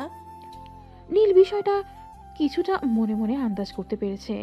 এটা নেহা ছাড়া আর কেউ নয়, কারণ ভার্সিটিতে তার পরিচিত এমন কেউ নেই যে কিনে তার খোঁজ নিতে বাসা পর্যন্ত চলে আসতে পারে। তাই সে তার আম্মুকে বলল, আমি বুঝতে পেরেছি, ওটা নেহা আপু, আমার 1 বছরের সিনিয়র। কেন, কিছু হয়েছে নাকি? হয়েছে মানে মেয়েটা আমাকে জিজ্ঞাসা করছিল এটা আমাদের নিজেদের বাড়ি নাকি। সে তোর বন্ধু, সে কি তোর সম্পর্কে কোনো কিছুই জানে না? তুই কি তাদেরকে বলিসনি আমাদের ব্যাপারে? কিছুই না মানে আসলে আম্মু, তুমি তো খুব ভালো করেই জানো আমি খুব সাদাসিধে জীবনযাপন পছন্দ করি, তাই আমি সবসময় সাদাসিধে ভাবেই থাকি। তখনই আমি চাই না কেউ আমার বাবার অর্ধ সম্পদের পরিচয় দিয়ে আমাকে জানুক বা চিনুক। তাই আমি সবসময় সবার কাছে বলি আমি মধ্যবিত্ত ফ্যামিলির ছেলে। ও আচ্ছা, এই ব্যাপার, বুঝতে পেরেছি। যাই হোক, কোনো সমস্যা নেই। তুই খাওয়া দাওয়া করে রুমে গিয়ে রেস্ট নে। কাল তো আবার ভার্সিটি যেতে হবে। অনেক দিন ধরে ভার্সিটি যাস না। হ্যাঁ সেটাই, প্রায় 10 দিন ধরে ভার্সিটি যাওয়া হয় না, সামনেই পরীক্ষা। এখন ঠিকমতো পড়াশোনা আর ক্লাস দুটোই করতে হবে। এখন থেকে আর ফাঁকিবাজি করা চলবে না। এই বলে নীল খাওয়া দাওয়া শেষ করে নিজের রুমে এসে ঘুমিয়ে পড়ল। পরদিন সকালে যখন ভার্সিটিতে গেল, গেট দিয়ে ভেতরে প্রবেশ করতে যাবে তখনই নেহা এসে সামনে দাঁড়ালো আর বলল, এভাবে কারোর সঙ্গে প্রতারণা করার মানেটা কি আমি জানতে পারি? কেমন ধরনের প্রতারণা আর কার সঙ্গে প্রতারণা আমি তো সেটাই বুঝতে পারছি না। আমি জানি তুমি সবকিছুই জানো, কিন্তু সবকিছু জেনেও না জানার ভান করো না, তাহলে কিন্তু আমার খুবই মেজাজ খারাপ হবে। আর আমার মেজাজ খারাপ হলে কিন্তু আমার মাথা একদমই ঠিক থাকে না। তখন আমি কাকে কি বলি আর না বলি আমার কোনো খেয়াল থাকে না। তাই প্লিজ, আমি তোমাকে যেটা বলছি সেটার উত্তর দাও। কেন তুমি এরকম মিথ্যা কথা বলেছিলে আমার সঙ্গে? নেহা দেখো, আমি আমার বাবার পরিচয় পরিচিত হতে চাই না। আমি আমার নিজের একটা আইডেন্টিটি তৈরি করতে চাই, যেখানে সবাই আমাকে আমার পরিচয় চিনবে। হ্যাঁ, এটা ঠিক যে আমি তোমার মতো বাবার পয়সা নিয়ে ফোটানি করলে তোমার মতো একটা গ্যাংও আমার থাকতো, কিন্তু আমি সবসময় চাই একটা সাধারণ ছেলের মতো চলাফেরা করতে, একটা অসাধারণ ছেলের মতো জীবনযাপন করতে।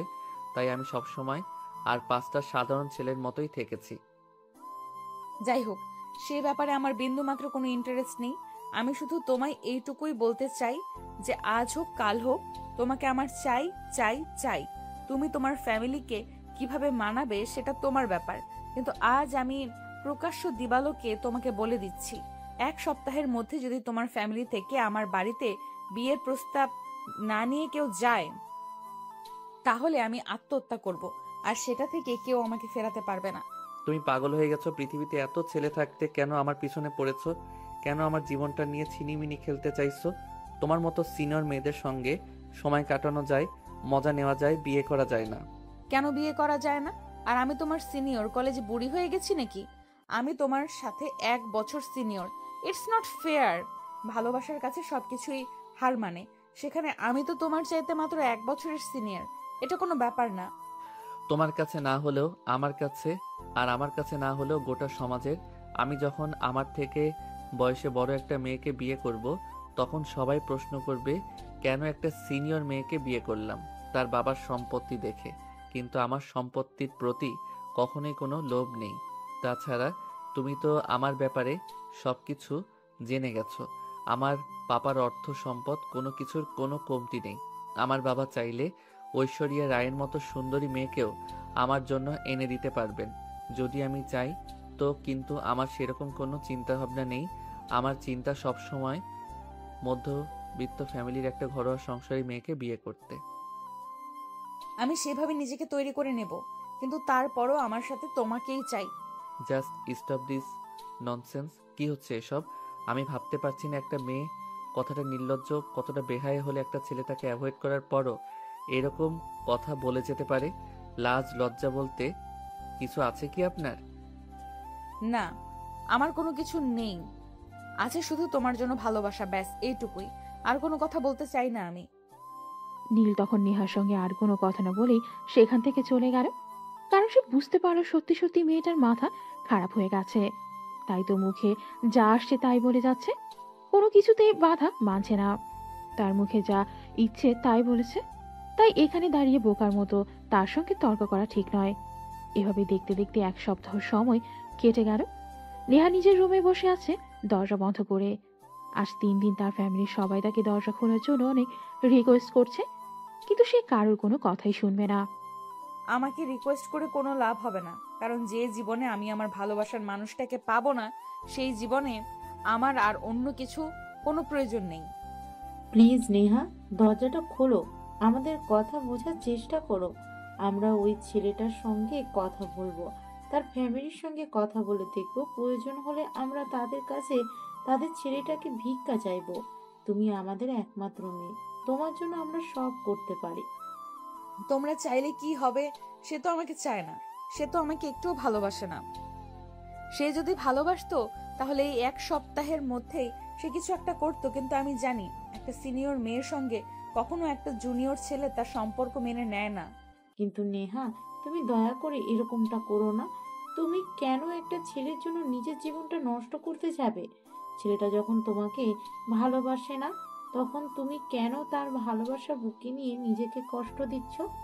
কারণ কেউ আমাকে ভালো নাই বাসতে পারে, তাই বলে যে আমি তাকে ভালোবাসতে পারবো না এমন তো কোনো কথা নেই। তাই আমি তাকে ভালোবাসি। সে আমাকে ভালো না বাসলেও আমার কোনো কিছুই যায় আসে না। ভালোবাসতে হলে আমার ভালোবাসতে হলে তোমাকে বেঁচে থাকতে হবে, খাওয়া দাওয়া করতে হবে, নিজেকে ভালো রাখতে হবে। তুমি যদি এইসব কিছু করে নিজেকে শেষ করে দাও, তাহলে কি তুমি তোমার ভালোবাসা পেয়ে যাবে? কখনোই না, বরং তুমি নিজেই নিজের ভালোবাসাকে হত্যা করবে। আমাকে জ্ঞান দিয়ে কোনো লাভ নেই। আমি যেটা সিদ্ধান্ত নিয়েছি আমি সেটাই করব। আমি যদি আমার ভালোবাসার মানুষটাকে না পাই, তাহলে আমি আমার এই জীবন রাখবো না, মরে যাব আমি। এই বলে নেহা কোনোভাবে দরজা খুলছে না। এটা দেখে তার ফ্যামিলি তার বন্ধুদের সঙ্গে যোগাযোগ করে এবং এই বিষয়টা কি হয়েছে সেটা জানার চেষ্টা করে। তখনই নেহার একটা বান্ধবী নীলকে ফোন দেয় এবং সমস্ত বিষয়টা জানায়। সবকিছু শুনে নীল সেখানে ছুটে আসে আর নেহার রুমে চলে যায়। কি ব্যাপার? এসব পাগলামোর মানে কি? আমি তো তোমাকে বলেছি আমি তোমাকে বিয়ে করতে পারবো না, তারপরও কেন এমন পাগলামো করছো আমাকে বিয়ে করতে বাধ্য করবে বলে? না, তোমাকে বাধ্য করার কোনো ইচ্ছে আমার নেই। যেখানে তুমি আমাকে ভালোবাসবে না সেখানে কেন আমি তোমাকে বাধ্য করতে চাইবো? ভালোবাসা কখনো জোর করে হয় না, সেটা আমি খুব ভালো করেই জানি। তাই আমি তোমার কাছ থেকে জোর করে ভালোবাসা আদায় করতে চাই না। তুমি যদি ভালোবাসতে তাহলে নিজের থেকে এসে আমাকে ভালোবাসার কথা বলতে, কিন্তু তুমি সেটা করোনি। হ্যাঁ সেটাই তো আমি তোমাকে বলতে চাইছি। তাহলে তুমি কেন নিজের জীবন নষ্ট করতে চাইছো? কেন নিজেকে শেষ করে দিতে চাইছো? কি লাভ নিজেকে শেষ করে দিয়ে? ভালোবাসা কখনো লাভ লসের হিসেব করে হয় না।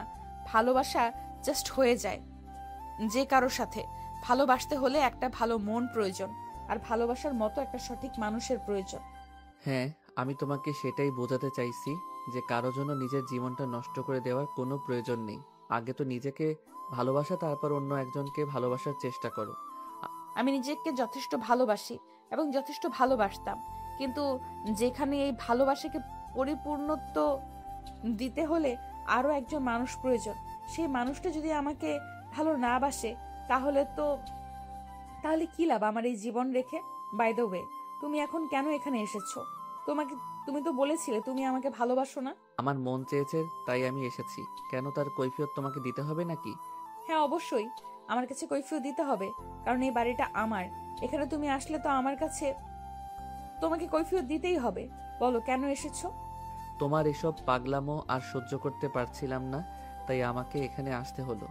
তুমি কেন আমার মতো একটা ছেলের জন্য নিজের জীবনটা নষ্ট করতে যাবে? বিকজ ভালোবাসা এরকমই। Please Neel, leave me. I love you Neel, I really love you and I can die for you. আমি সত্যি বলছি, আমি তোমাকে না পেলে নিজেকে শেষ করে দিব। এই জীবন আমার চাই না। ঠিক আছে, আমি মেনে নিলাম তোমাকে আমার ফ্যামিলিকে আমার যেভাবে মানাতে হয় আমি মানিয়ে নিব। কিন্তু তোমার ফ্যামিলিকে তুমি কি করে মানাবে? আর সমাজের মানুষের কথা না হয় বাদই দিলাম, সমাজে তুমি মুখ দেখাতে পারবে আমার মতো একটা ছেলেকে বিয়ে করলে? কিসে তখন থেকে তোমার মতো করে বলে যাচ্ছ? কি নেই তোমার মধ্যে বলো? টাকা পয়সা, অর্থ সম্পদ, প্রাচুর্য, যা থাকার প্রয়োজন সবকিছুই আছে। তাহলে কেন তোমাকে আমার ফ্যামিলি বা সমাজ মেনে নেবে না? আমি তোমার চাইতে বয়সে ছোট, সবাই মনে করবে আমি আমার চাইতে বয়সে বড় একটা মেয়েকে বিয়ে করেছি তার বাবার অর্থ সম্পদ আর প্রাচুর্য দেখে। কিন্তু আমার ব্যাপারে যে কোনো কিছুর কম, তিনি সেটা সমাজের মানুষ দেখবে না। তাছাড়া তুমি হাই প্রোফাইল লাইফ এনজয় করতে অভ্যস্ত, কিন্তু আমি সেটাতে অভ্যস্ত নই। আমি সাদাসিধে জীবনযাপন পছন্দ করি, তুমি সেটাতে থাকতে পারবে না। পারবো না কেন? অবশ্যই পারবো। আমাকে পারতেই হবে, কারণ আমি তোমায় ভালোবাসি, আর ভালোবাসার জন্য আমি সব করতে পারি। I can do everything because I love you.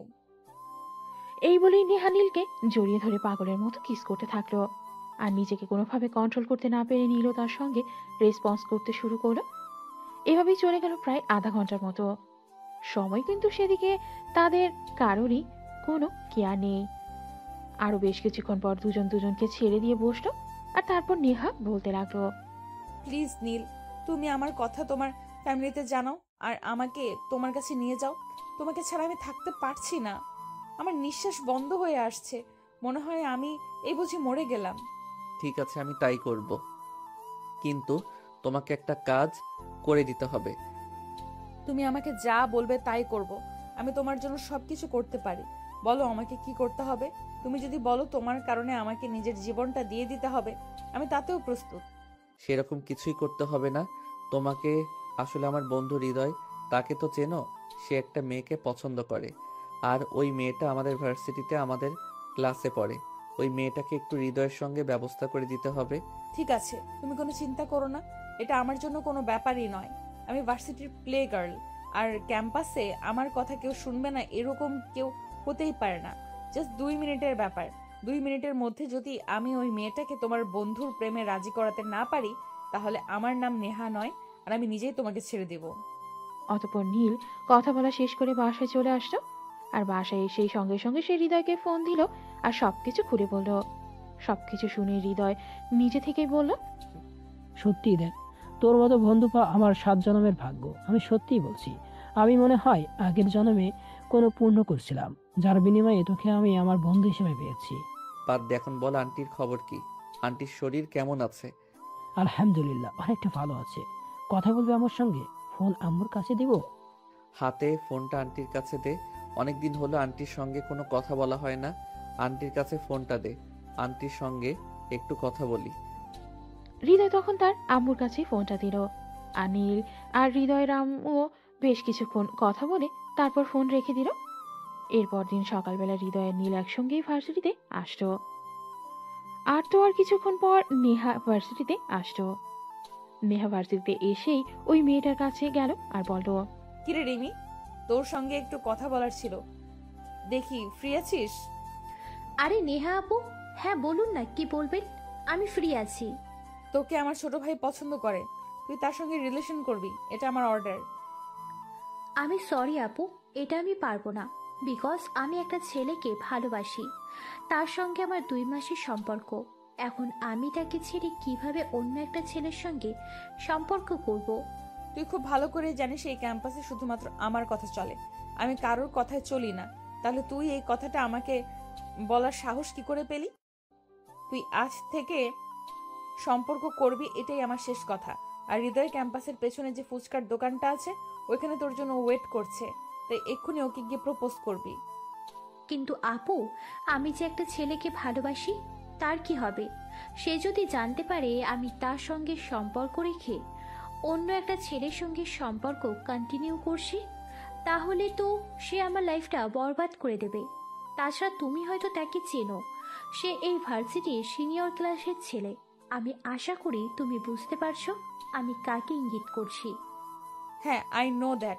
আর আমি এটাও জানি যে তুই তার সঙ্গে বাধ্য হয়ে সম্পর্কে গেছিস, কারণ ভালো মেয়েরা একটা মাফিয়া ছেলের সঙ্গে কখনোই জেনে শুনে সম্পর্কে যায় না। যাই হোক, তুই চিন্তা করিস না, ওটা আমি সামলে নেব, কারণ ও তোকে সত্যি ভালোবাসে না, তোর সঙ্গে টাইম পাস করে মজা নেওয়ার জন্য। হ্যাঁ আপু, আমি এটা খুব ভালো করে জানি, কিন্তু দেখো, আমি মধ্যবিত্ত ফ্যামিলির মেয়ে। আমার পড়াশোনা ছেড়ে দিলে হবে না, পড়াশোনাটা চালিয়ে যেতে হবে। তাছাড়া অন্য ভার্সিটিতে পড়াশোনা করার মতো সামর্থ্য আমার নেই, তাই এখানেই পড়তে হবে। তাই আমি এগুলো চোখ বুঝে সহ্য করছি। আমি নেহা আছি তো, তাহলে চিন্তা করছিস কেন? তুই যা, ওখানে হৃদয় দাঁড়িয়ে আছে, তোকে প্রপোজ করবি। এরপরেও আপু, আমার খুব ভয় লাগছে, যদি কোনো সমস্যা হয়। বুঝতেই তো পারছো আমি একটা মেয়ে মানুষ। নেহা তখন প্রচন্ড ক্ষেপে গেল আর ঠাস ঠাস করে রিমির 2 গালে 2টা চর বসিয়ে দিয়ে বলল, তুই আমার বাংলা কথা বুঝতে পারছিস না? তোকে না আমি একবার বলছি, যা আগে আমি দেখে নেব। তুই এক্ষুনি হৃদয়কে গিয়ে প্রপোজ করবি, তারপর বাকিটা আমি বুঝবো। তোকে এত কথা বলতে বলেছি আমি? ঠিক আছে আপু, আমি যাচ্ছি। প্লিজ তুমি আমার পাশে থেকো, না হলে আমার লাইফটা বরবাদ হয়ে যাবে। এই বলে রিমি সেখান থেকে চলে গেল। আসলে সেও মনে মনে হৃদয়কে একটু একটু পছন্দ করত, কারণ হৃদয় যথেষ্ট ভদ্র এবং সুদর্শন একটা ছেলে। ভার্সিটির পেছন সাইডের ফুচকার দোকানটায় গিয়ে দেখলো হৃদয় তার পাশেই দাঁড়িয়ে অপেক্ষা করছে। সে আসার সময় ভার্সিটির বাগানের ফুল গাছ থেকে একটা গোলাপ ছিঁড়ে এনেছিল, আর সেটা দিয়ে হৃদয়কে সে প্রপোজ করে। হৃদয়, আমি তোমাকে পছন্দ করি আর ভালোবাসি, কিন্তু কোনো একটা নির্দিষ্ট কারণেই সেটা তোমাকে বলা হয়ে ওঠেনি। কিন্তু আজ নেহা আপুর কারণে সাহস করে তোমার কাছে বলতে এলাম, আই লাভ ইউ হৃদয়। হৃদয়ের মনে তো তখন খুশি নাচ করতেছে। সে কি করবে আর কি বলবে ভেবে পাচ্ছে না। রানী আহার ক্ষমতা ভার্সিটির ক্যাম্পাসে এতটাই প্রবল সে বুঝতেই পারেনি। নিহার ছোট্ট একটা কথাই এই রিমি তাকে প্রপোজ করতে চলে আসতো। তখনও হৃদয় তখন আর কোনো দেরি না করে রিমির প্রপোজালটা অ্যাকসেপ্ট করে নিল। Love you too. আমিও তোমায় ভালোবাসতাম, কিন্তু তোমার সামনে দাঁড়ানোর সাহসটা আমার হয়ে ওঠেনি, কারণ আমি জানতাম তুমি এই কলেজের সিনিয়র একটা ছেলের সঙ্গে সম্পর্কে আছো। কিন্তু ভালোবাসা তো আর বাধা মানে না। তাই হয়তো আমি এক তরফায় এতদিন তোমায় ভালোবেসে গেছি, কিন্তু সেটা প্রকাশ করতে পারিনি। হ্যাঁ, আজ থেকে আর একতরফা ভালোবাসতে হবে না, আজ থেকে আমিও তোমাকে ভালোবাসি। আর সবটাই সম্ভব হয়েছে নেহা আপুর জন্য। নেহা আপু সত্যি অনেক ভালো একটা মানুষ। হ্যাঁ, তুমি সত্যি কথাই বলেছো নেহা। আপুর মতো মানুষ হয় না। দেখতে যদিও একটু গুন্ডা গুন্ডা টাইপের, কিন্তু তার মনটা অনেক ভালো। মানুষকে খুব ভালোবাসতে পারে আর ভালোবাসার জন্য সবকিছু করতে পারে। এই যে তোমাকে আমার করে এনে দিল। মানে বুঝতে পারলাম না, ভালোবাসার জন্য আমাকে তোমার কাছে এনে দিল কেন? মানে তুমি কিছুই জানো না? নেহা আপু আমার বন্ধু নীলকে ভালোবাসে, কিন্তু নীল সেটা মেনে নিতে চায়নি। সে শর্ত দিয়েছিল যদি তোমাকে আমার প্রস্তাবে রাজি করাতে পারে তাহলে সে নেহা আপুর প্রস্তাব মেনে নিবে। ব্যাস এতটুকুই ছিল। এই কথা বলেই হৃদয় রিমিকে নিজের কাছে টান দিয়ে নিয়ে গেল আর রিমির কপালে আলতো করে একটা ভালোবাসার পরশ এঁকে দিয়ে তাকে বুকের সঙ্গে জড়িয়ে ধরল। রিমিও তাকে শক্ত করে জড়িয়ে ধরে তার বুকে মাথা রেখে তার নিঃশ্বাসের শব্দ শুনছিল। এদিকে তো হৃদয় আর রিমির প্রেমের গল্প শুরু হয়ে গেল। তা ভিউয়ার্স, চলুন ওদিকে থেকেই কি চলছে নীলের আর নেহার মধ্যে। সেদিন রাতের বেলা নেহা নীলকে ফোন দেয়। আমি তো তোমার দেওয়া শর্ত রেখেছি, রিমি হৃদয়ের সম্পর্ক তৈরি করে দিয়েছি। এবার তুমি নিশ্চয়ই আমাকে আর কোনো অজুহাত দেখাবে না, আমাকে বউ বানিয়ে তোমার বাড়িতে নিয়ে যাবে। জাস্ট 1 সপ্তাহ ওয়েট করো। 1 সপ্তাহের মধ্যে আমি তোমাকে আমার বাড়িতে বউ বানিয়ে আনবো। কারণ আমি বুঝতে পেরেছি তুমি সত্যিই আমাকে ভালোবাসো আর আমাকে কাছে পাওয়ার জন্য তুমি সব কিছুই করতে পারো। তাই আমি আর দেরি করব না। এরপর দুজনে আরো বেশ কিছুক্ষণ প্রেমালাপ করে ফোনটা কেটে দিল। এভাবে দেখে দেখে 1 সপ্তাহ সময় কেটে গেল। নীল তার ফ্যামিলিকে জানিয়ে সবাইকে অনেক কষ্ট করে রাজি করিয়ে তারপর নেহাকে তার ঘরের বউ বানিয়ে নিয়ে এসেছে। আজ তাদের বাসরাত। নেহা বাসর ঘরে বসে নীলের জন্য অপেক্ষা করছে। এদিকে তাদের বিয়েতে তাদের ভার্সিটির সমস্ত বন্ধুরা উপস্থিত ছিল। রিমি আর তার বন্ধুরা মিলেই নীলের জন্য বাসর ঘর সাজিয়েছে। আর তাই জন্য তারাও বাসর ঘরে অপেক্ষা করছে কখন নীল আসবে আর তারা একটু আনন্দ উল্লাস করে সেখান থেকে চলে যাবে। দেখতে দেখতে প্রায় রাত 11টার মতো বাজে। তখনই হৃদয় আর তার অন্য বন্ধুরা মিলে নীলকে আর নিয়ে আসলো। কি ব্যাপার রিমি, তোমরা এখনো রুমে কি করছো? তোমরা জানো না আজ নীল আর নেহার বাসর রাত? সেখানে তারা দুজন থাকবে, কিন্তু তোমরা কেন? বারে, আমরা এত কষ্ট করে তোমাদের জন্য বাসর ঘর সাজালাম, আমাদের বুঝি কোনো কষ্ট হয়নি? আমাদেরকে একটু পারিশ্রমিক দিতে হবে না? তার জন্যই তো এখন এখানে বসে আছি। তোমাদের আবার কিসের পারিশ্রমিক? যা জিনিসপত্র আনা হয়েছে সবকিছু তো নীলের নিজের টাকাতেই আনা হয়েছে, যে তাহলে তোমাদেরকে কেন পারিশ্রমিক দিতে হবে? আরে দোস্ত, তুইও না একটু বুঝিস না। রিমি, এই নাও, এখানে 1 লক্ষ টাকা আছে। এটা দিয়ে তোমরা পার্টি করো আর আমাদের জন্য দোয়া করো যেন সুখী দম্পতি হিসেবে তোমাদের মাঝে উদাহরণস্বরূপ হয়ে থাকতে পারি।